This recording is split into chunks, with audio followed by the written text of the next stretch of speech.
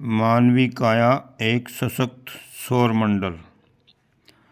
मानवीय शरीर यूं हाड़ मांस का पुतला भर प्रतीत होता है, पर उसका विश्लेषण जितनी गहराई से किया जाए उतनी एक के बाद दूसरी परत अद्भुत दिखाई देती चली जाती है।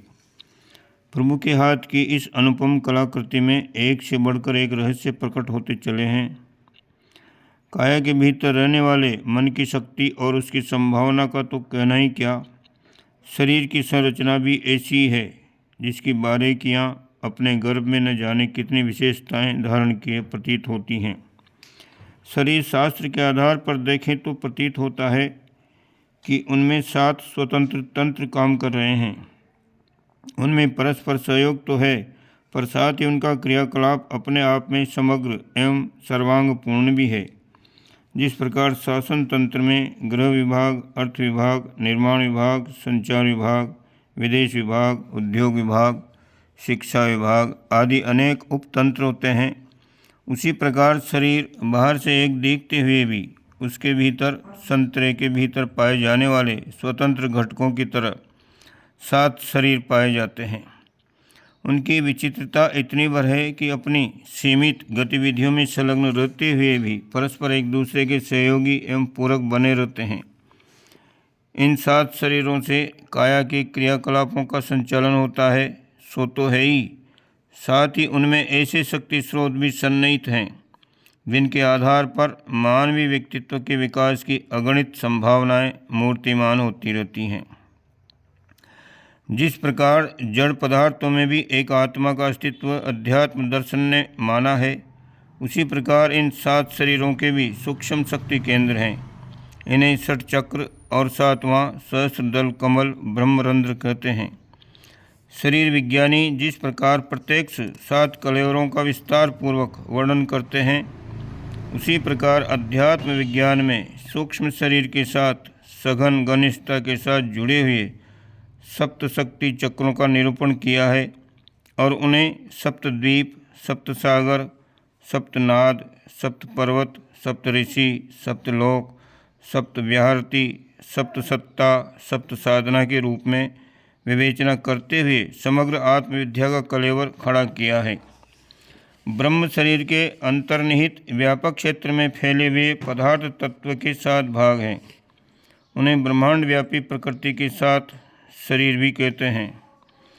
पहला देवीय डिवायन, दूसरा सृष्टि के प्रथम जीव से संबद्ध मौंडिक, तीसरा परमाणु एटम, चौथा आत्मिक स्पिरिचुअल, 5वां मानसिक मेंटल, 6ठा सूक्ष्म वाट्रिल, 7वां भौतिक यानी फिजिकल। इन 7 के भीतर ही वे अगणित सिद्धियां समृद्धियां समाविष्ट हैं जिनके लिए हम निरंतर लालायित रहते हैं। ब्रह्मांड शरीर की भांति ही मनुष्य शरीर के भीतर भी 7 परतें हैं, चाहे तो इन्हें 7 शरीर भी कह सकते हैं। ब्रह्म शरीर के 7 आवरणों की भांति ही मनुष्य शरीर के 7 विभेद भी परस्पर घनिष्ठतापूर्वक संबद्ध है। मनुष्य शरीर यूँ एक मालूम पड़ता है, पर उसका विश्लेषण किया जाए तो प्रतीत होगा कि उसमें ऐसी 7 पृथक संरचनाएं काम करती हैं जिनकी अपने अपने ढंग की कार्य पद्धति है। इसे यूँ भी कहा जा सकता है कि 7 पृथक रीति नीति अपनाकर काम करने वाले शरीरों से मिलकर एक पूर्ण शरीर बना है। इनकी कार्य पद्धतियाँ पृथक हैं तो भी वे परस्पर एक दूसरे के पूरक और सहयोगी बनकर रहते हैं।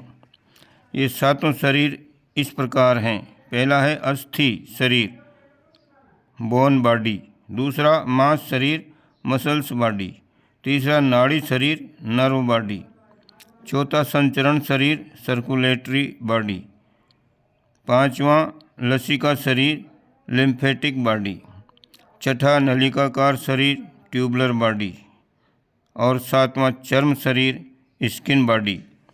इनमें से प्रत्येक शरीर समग्र शरीर रचना में अपना अनोखा योगदान देता है। शरीर यूँ एक समान ही सदा दिखता है, पर वस्तुतः उसमें द्रुत गति से परिवर्तन होता रहता है। यद्यपि बाहरी पहचान नहीं बदलती तो भी भीतर ही भीतर सब कुछ आंधी तूफान की तरह चलता बदलता रहता है। दार्शनिक हक्सले ने मानव शरीर की उछलते हुए फव्वारे से तुलना की है चलता हुआ फव्वारा यद्यपि एक स्थिति में दिखता रहता है, पर उसका पानी हर घड़ी निरंतर चलता रहता है और एक क्षण पहले जो बूंद जहाँ थी वहाँ से बहुत दूर चली जाती है। कायगत कोश भी इसी तरह मरते, जमते और चलते बदलते रहते हैं, पर बाहर से यही प्रतीत होता है कि शरीर ज्यों का त्यों स्थिर है।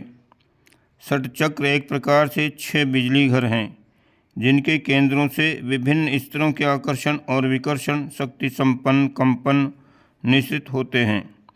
विश्वव्यापी शक्तियों को खींचकर अपने में धारण करने और अपनी विशेषताओं को संसार में प्रसारित करने की क्षमता इनमें भरी रहती है। मस्तिष्क भी एक 7वां चक्र है, जिसका केंद्र बिंदु सहस्त्रदल कमल कहलाता है। उसकी विशेषता विचारों के आदान प्रदान की है। अंतरिक्ष में भरे ज्ञान सागर में से अपने उपयोग के मोती ढूंढ निकालना मस्तिष्क का काम है। साथ ही वह यह भी करता है कि अपनी विचारणा चेतना को एक छोटी नदी के समान उस अनंत ज्ञान सागर में समर्पित करता रहे।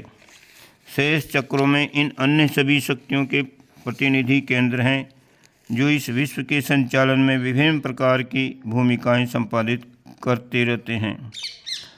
आँखों से देखने से संसार के पदार्थ जड़ एवं स्थिर दिखाई पड़ते हैं, पर वैज्ञानिक तथ्य यह है कि स्थिरता नाम की कोई चीज़ कहीं नहीं है। हर वस्तु के भीतर प्रचंड आणविक हलचलें हो रही हैं और उन्हीं के आधार पर वस्तुएं, वनस्पतियां जन्मती, बढ़ती, संतान उत्पादन करती, जीर्ण होती और मरती रहती हैं। इन गतिविधियों के पीछे परमाणु की निर्धारित हलचलों से लेकर अन्य अनेक ऐसी शक्तियां काम करती रहती हैं, जिनका उद्गम अंतर्ग्रही केंद्र से रहता है। ये सब मिलकर ही संसार के विभिन्न पदार्थ अपना कार्य कर रहे हैं। इन सब के पीछे जो क्रियाकलाप चल रहा है वही मनुष्य के भीतर भी है, पर उसमें विशेषता यह है कि चल रहे प्रभाव में से इच्छानुसार अपने लिए अतिरिक्त रूप से ग्रहण कर सकता है और चाहे तो बहुत कुछ दे भी सकता है। ये पूर्णतया ऐच्छिक है। यदि किसी व्यक्ति में ये आकर्षण विकर्षण की अतिरिक्त क्षमता विकसित न हो सके तो फिर अन्य पदार्थों या प्राणियों की तरह वह केवल नियति के प्रभाव से प्रभावित मात्र होता रहेगा। प्रकृति का क्रम वहाँ जहाँ भी धकेलेगा उधर ही बहता चला जाएगा। षट चक्र साधना से मनुष्य की आंतरिक क्षमता बढ़ सकती है और वह अपने को एक ऐसी प्रचंड इकाई के रूप में विकसित कर सकता है जो संसार के अजस्र वैभव में से इच्छानुसार बहुत कुछ अधिग्रहण कर सके। ये क्षमता कई बार प्रकृति प्रदत्त भी होती है और कई बार जन्मांतरों के संग्रहित संस्कारों के कारण अनायास से विकसित हो पड़ती है। पर इतना द्वार हर किसी के लिए खुला हुआ है कि वह चाहे तो अपनी मानव सत्ता के साथ जुड़ी हुई चमत्कारी विशेषताओं को चाहे जितनी ऊंचाई तक विकसित कर सकता है, यहाँ तक कि सर्वशक्तिमान परमेश्वर के समतुल्य भी बन सकता है। सौर मंडल में 9 ग्रह हैं। इनमें एक केंद्रीय सूर्य और एक हमारी पृथ्वी भी सम्मिलित है। इन 2 को छोड़ दें तो फिर अन्य ग्रह 7 ही रह जाते हैं। अंतरंग में अवस्थित ईश्वरीय सत्ता और जीव चेतना को सूर्य और पृथ्वी की संज्ञा दी जाए तो फिर काय कलेवर की 7 आवरणों वाले 7 ग्रहों वाले सौर मंडल से तुलना की जा सकती है। यदि कायिक सौर मंडल को नवग्रह जैसा मानने का आग्रह हो तो आत्मा और परमात्मा की 2 प्रतिमाओं को भी देह मंदिर में स्थापित मानकर वह संख्या पूरी 9 भी हो सकती है। ये सप्तधा अथवा 9धा आत्मसत्ता सूक्ष्मतः चक्र संस्थान के रूप में अनुभव की जाती है और शरीर के सप्त तंत्रों में विभक्त प्रत्यक्ष रूप से देखी जाती है। पृथ्वी पर 6 कवच चढ़े हुए हैं। इन्हीं के कारण वह उल्कापातों, धूमकेतुओं और तड़ित वर्षाओं से आत्मरक्षा कर पाती और निरंतर विकसित होती है। ये कवच हैं: पहला आयनोस्फीयर, दूसरा स्ट्रेटोस्फीयर, तीसरा ट्रोपोस्फीयर, चौथा मेजोस्फीयर, पांचवा थर्मोस्फीयर और छठा एक्सोस्फीयर। ये सैकड़ों मील ऊपर तक के घेरे को संभाले रहते हैं। इसी प्रकार 6 चक्रों का शक्तिशाली आवरण आत्मा के ऊपर सुदृढ़ आच्छादन की तरफ फैला हुआ है और उसकी दैत्य दुर्गमों जैसी रक्षा करता है। इतना ही नहीं, ये चक्र विद्युत उत्पादक पावर स्टेशन की तरह चैतन्य ऊर्जा उत्पन्न करते हैं, जिनके सहारे मनुष्य महत्वपूर्ण काम कर सकने में समर्थ होता है। आत्म सूर्य के सप्त अश्व प्रमुख चेतना केंद्रों के रूप में माने गए हैं।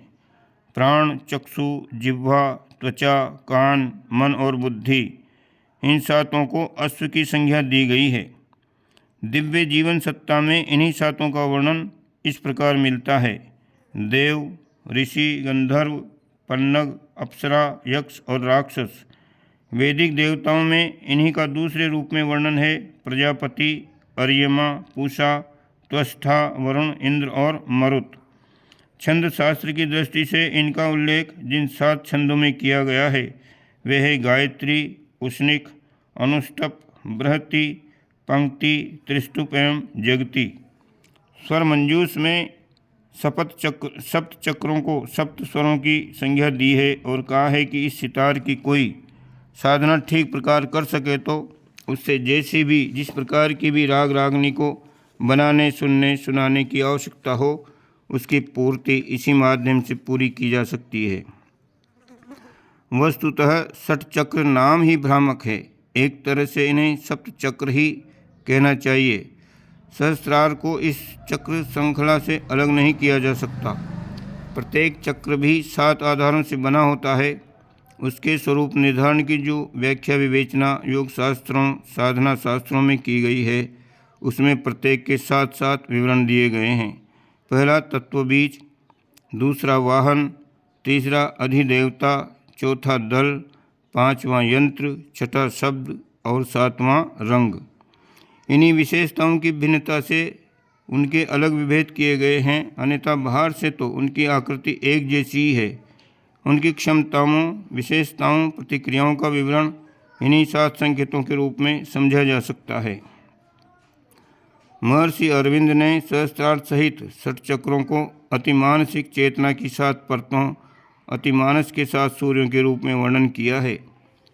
उनके अनुसार सहस्त्र दल ज्ञान शक्ति का सत्य का केंद्र है, जो विकसित होने पर अतिमानसिक सृष्टि को जन्म देता है। आज्ञा चक्र अतिमानसिक ज्योति संकल्प शक्ति का केंद्र है, जो अपने भीतर से ज्ञान शक्ति को विकीर्ण करता है। विशुद्धि चक्र शब्द ब्रह्म का एवं अनाहत चक्र प्रेम सौंदर्य का और आनंद का केंद्र है। नाभि चक्र अतिमानसिक जीवनी शक्ति का स्रोत है। स्वादिष्टान शक्ति किरणों का सूर्य है, जो क्रिया शक्ति को वितरित करता और उसे ठोस आकारों में ढाल देता है। मूलाधार चक्र पदार्थ शक्ति और आकार शक्ति का सूर्य है, जो अति मानसिक जीवन को साकार रूप तथा सृष्टि को स्थायित्व प्रदान करने की शक्ति से युक्त है। सप्त चक्रों का जागरण मनुष्य को अति मानव देव मानव तक ऊंचा उठा देता है। इस वीडियो को यहीं समाप्त करते हैं। ओम शांति।